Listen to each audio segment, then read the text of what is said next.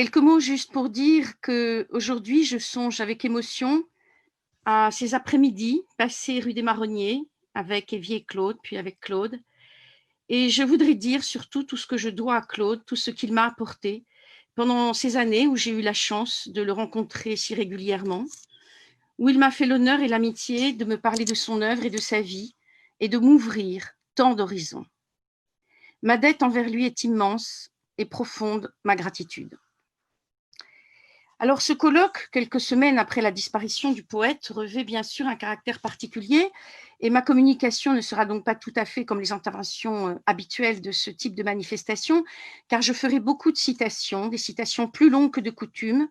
Il s'agit surtout aujourd'hui de faire entendre la voix du poète disparu et je citerai notamment longuement l'entretien décisif qu'il avait accordé à Blandine Chapuis en 2005, entretien où il évoque, je cite, cette opération rédemptrice des langues de Babel qui consiste à faire passer à travers les langues troubles et malades d'ici-bas le rayonnement unique de l'Aleph, sa musique et son chant. Alors, comme l'indique mon titre, je tenterai d'examiner l'œuvre de Claude Vigée à la lumière du mythe de Babel. Ce mythe biblique, presque absent et pourtant si présent, qui est le grand défi auquel se trouve confronté le poète menacé d'éclatement, de dislocation et d'aphasie, pour reprendre ses termes. Défi pour l'enfant qui naît, comme tous les petits Alsaciens de son époque, au cœur de la multiplicité linguistique, une multiplicité qui n'est en rien à ses yeux une Babel heureuse, pour reprendre une expression qu'il n'aimait pas, une expression de Barthes d'ailleurs. Il n'adhérait nullement, Claude Vigée, à cette nouvelle interprétation du mythe qui vise à souligner depuis une trentaine d'années ce qu'on appelait la bénédiction de Babel. Défi donc pour celui qui doit tenter de trouver sa voie singulière par-delà et dans cet éclatement linguistique même qu'il atteint dans son jeune âge.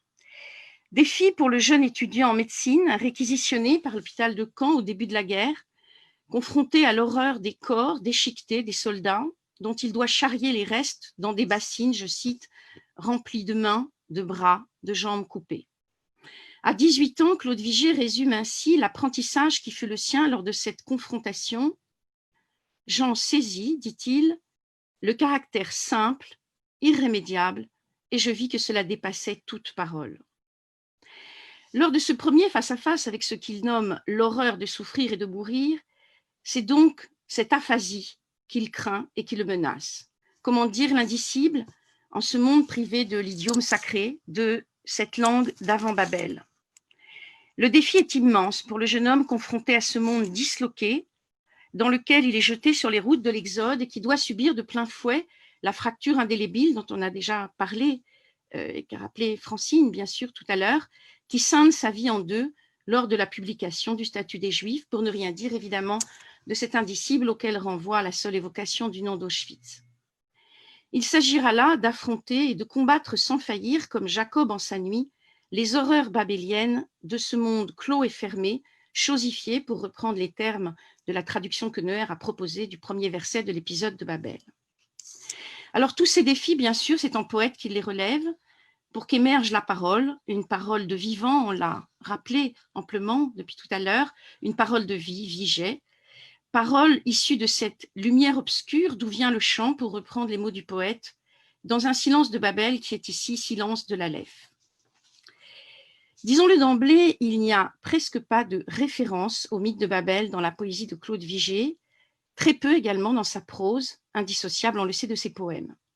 On trouve parfois quelques vers consacrés à la tour mythique, comme dans Délivrance du souffle. Dans la tour de Babel, le souci règne en maître. Mais on y célèbre en public les obsèques de chaque brique, cassées par accident, avec haute clameur et des lamentations très bien organisées. Mais quand un ouvrier échoit de l'échafaudage, on le balance nu à la voirie en guise de cérémonie. Référence qui fait écho un peu plus loin, toujours dans ce même recueil, Délivrance du souffle, à la prose, la tour de Babel, immense camp de travail peuplé de fonctionnaires et d'esclaves, dans le journal, années 68 à 76, qu'il a intitulé La pêche miraculeuse et qui forme le pendant dans ce jus donc et Délivrance du souffle des poèmes qui précèdent. On pourrait aussi citer cette brève mention du mythe dans La lutte avec l'ange, dans l'exil d'Ariel. De Babel à New York, brûle mon arc-en-ciel.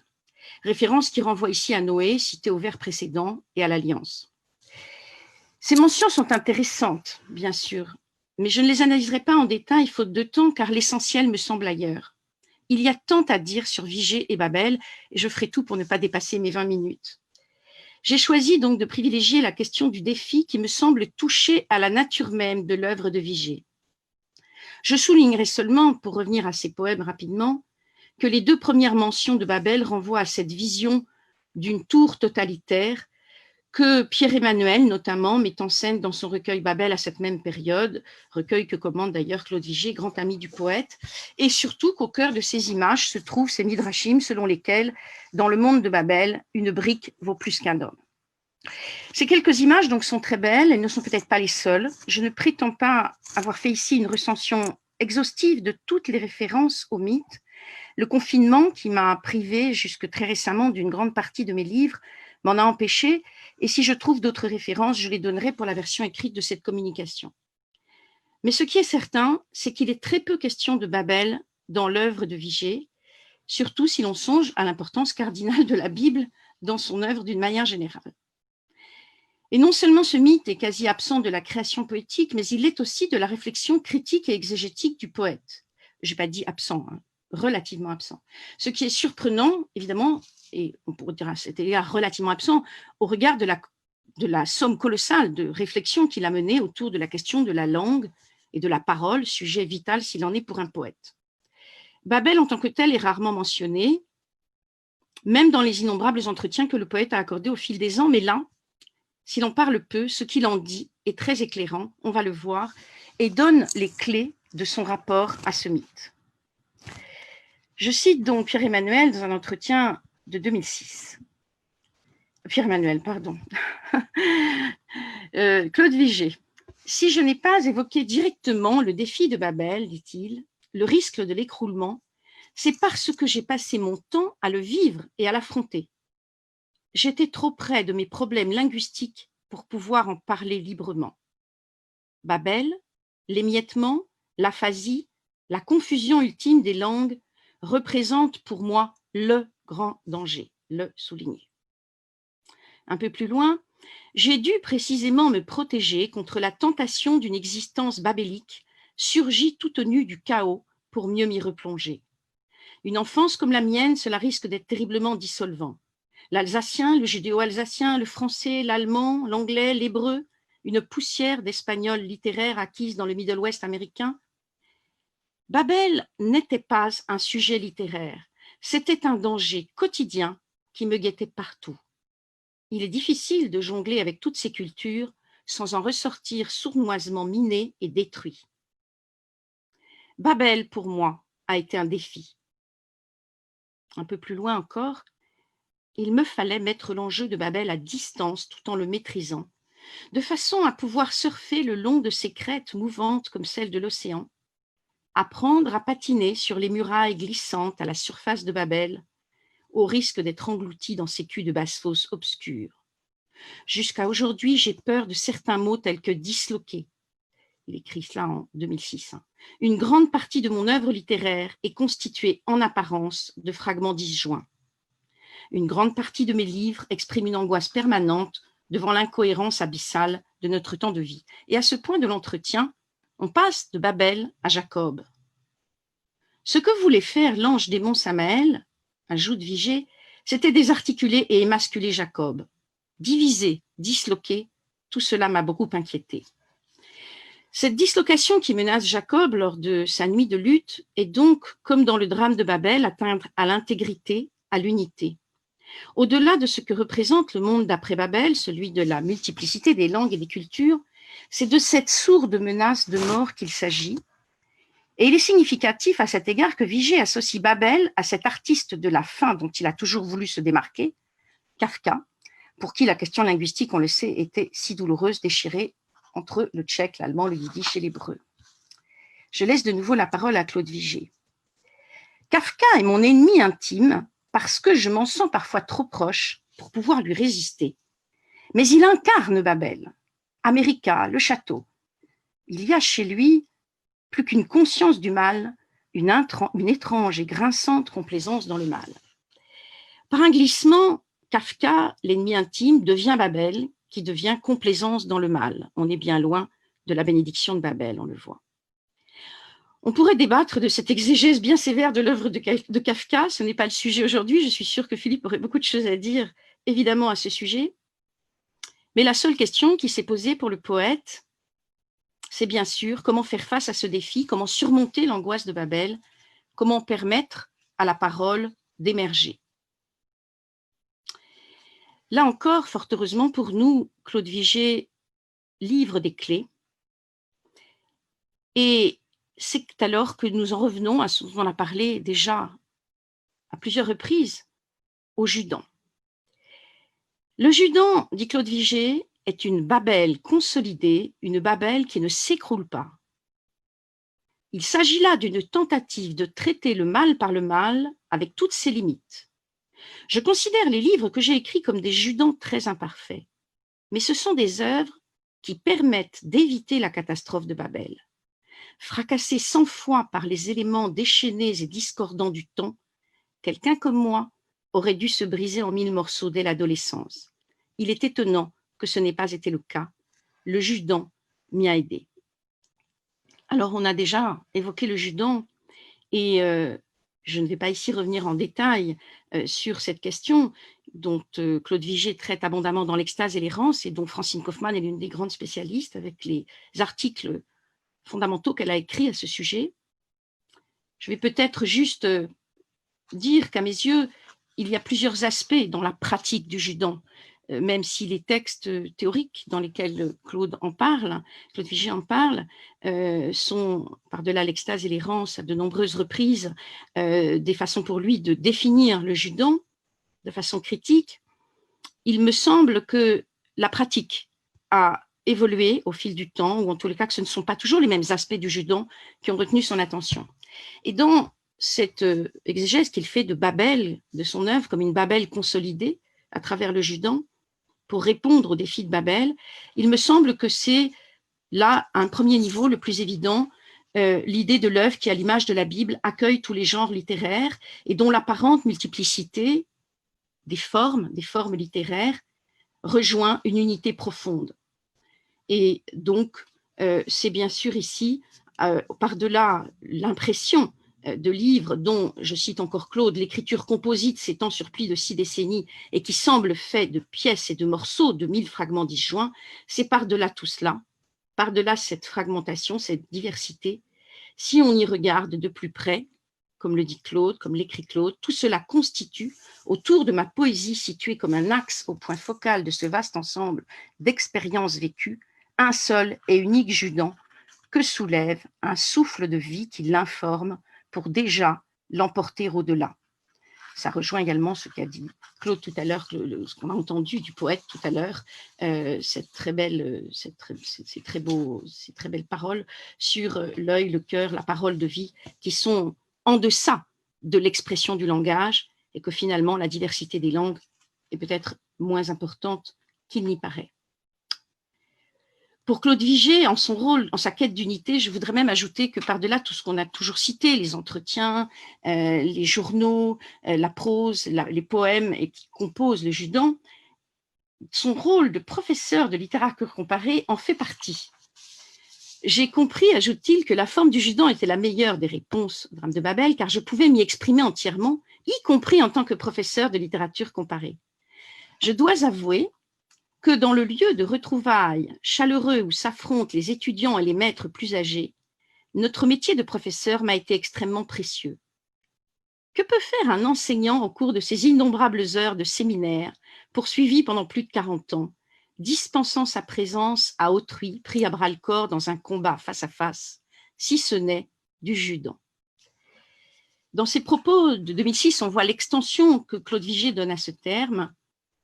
Mais bien sûr, le Judan, c'est aussi et d'abord, à un niveau plus profond, l'œuvre qui refuse de dissocier le poème de l'expérience qui l'a vu naître. Expérience si terrifiante qu'elle conduit à faire du Judan, pour reprendre l'expression de Claude Vigée, une façon de dire l'indicible. On en revient ici au début de la carrière du poète qui ont été évoqués déjà à 2 reprises précédemment, et à ce fameux échange qu'il a eu, d'une part, enfin ces fameux échanges avec Gide et avec Saint John Perse, et qui sont fondateurs de sa poétique. Là encore, écoutons la voix de Claude Vigée. Lorsque j'ai rencontré Saint John Perse aux États-Unis en 1948, je lui ai montré le premier ouvrage d'assez grande taille que je projetais de publier.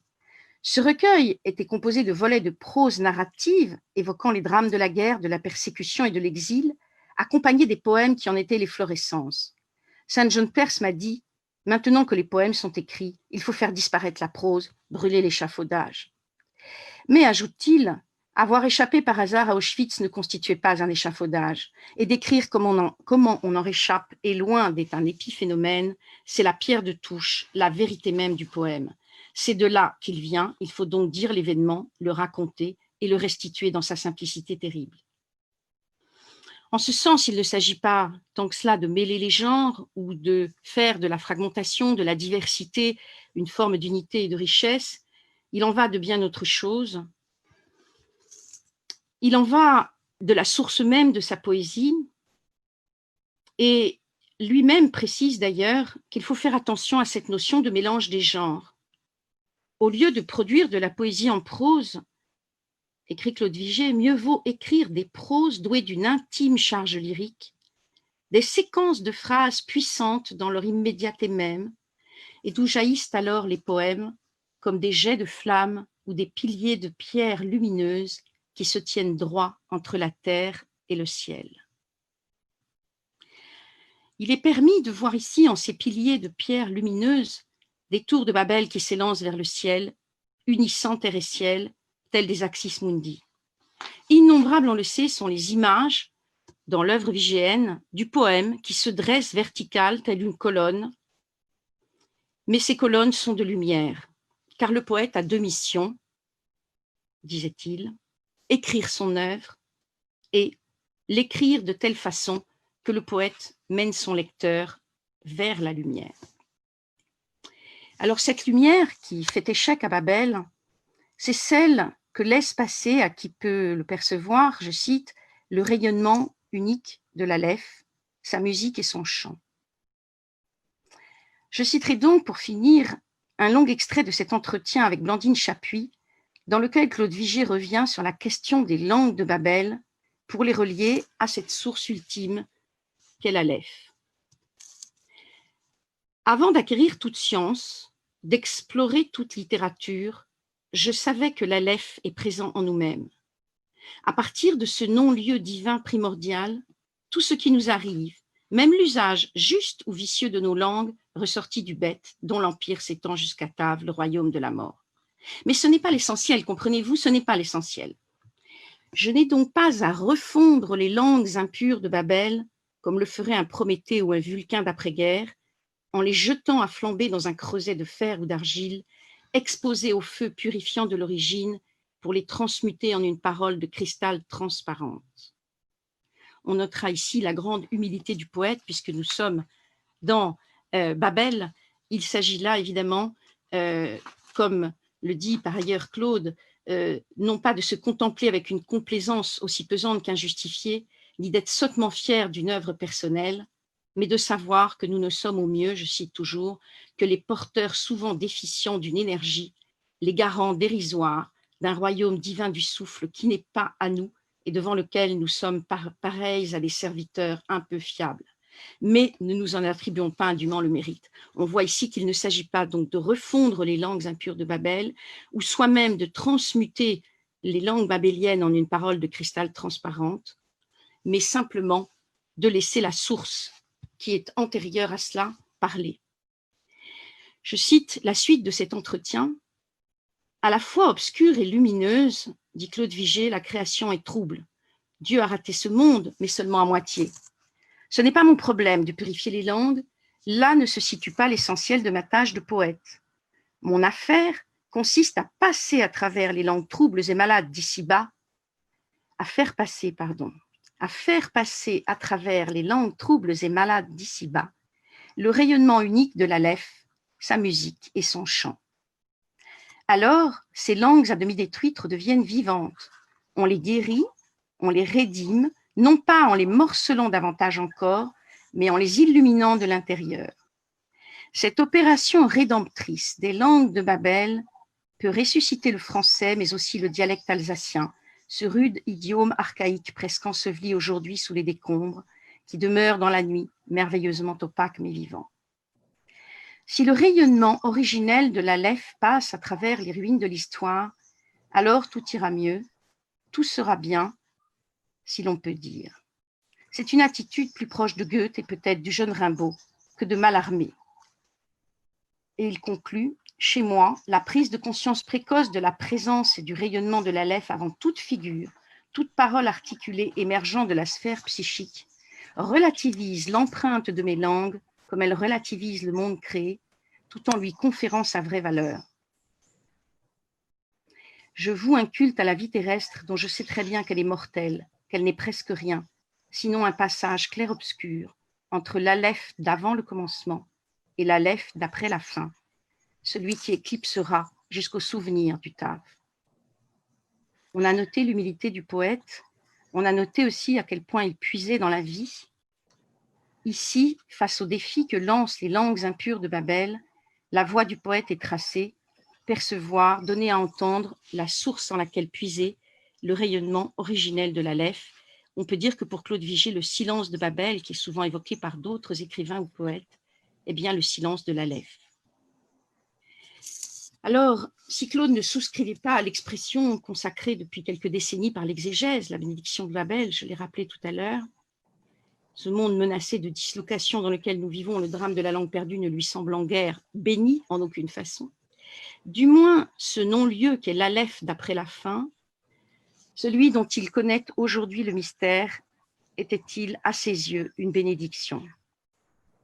Il le dit clairement dans un entretien où on lui posait la question du choix qu'il avait donné, du titre qu'il avait donné à son recueil d'entretien avec le poète Yvon Lemain, Toute vie finit dans la nuit, recueil paru en 2005. Je citerai en guise d'hommage et d'espérance, pour finir, ces quelques lignes, sa réponse à la question posée. Toute vie finit dans la nuit, c'est un acquiescement, pas une résignation. Car au fond, on est peut-être bien dans cette nuit. Chacun de nous, s'il ferme les yeux dans la plus profonde intériorité, rejoignant ce non-lieu que j'appelle parfois le silence de l'Aleph, entre dans sa propre nuit. Toute l'expérience que j'ai jamais eue de cette nuit-là, qui est la même que celle où nous allons, est une bénédiction.